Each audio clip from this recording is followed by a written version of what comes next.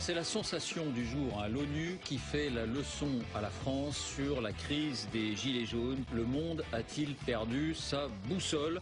La France sermonnée, admonestée par l'ONU, c'est dans l'ordre des choses, c'est le rôle de l'ONU ou c'est irréel? Donc la grande question, c'est qu'est-ce qui se cache derrière cette opération onusienne?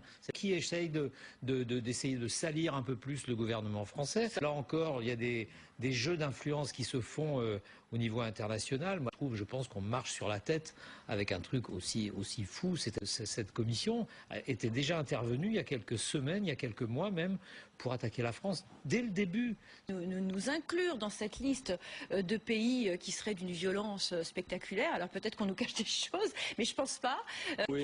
C'est extrêmement grave. Donc je pense, oui, effectivement, qu'il y a une instrumentalisation de l'ONU. Et pour l'instant, comme Serge, j'ai vraiment le sentiment qu'il s'agit d'une manipulation politique. Et d'ailleurs, on ne sait pas qui a saisi l'ONU sur ces questions-là. Et ça serait intéressant de savoir qui a susurré à l'oreille de cette commission le fait que la France puisse être un pays qui ne respecte pas les droits de l'homme. Évidemment, ces juges-là ne sont certainement pas irréprochables. Sophie, vous disiez, on est chez les fous?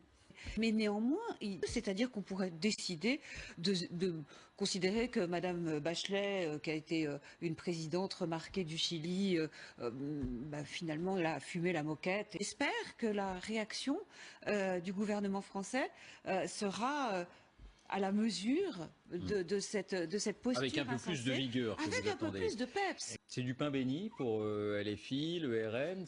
C'est plus que du pain béni, c'est même c'est un miracle. Et il y a dans cette concordance de langage et d'expression entre la Commission des droits de l'homme de l'ONU d'un côté et un parti disons non gouvernemental comme la France Insoumise, quelque chose qui est un peu choquant.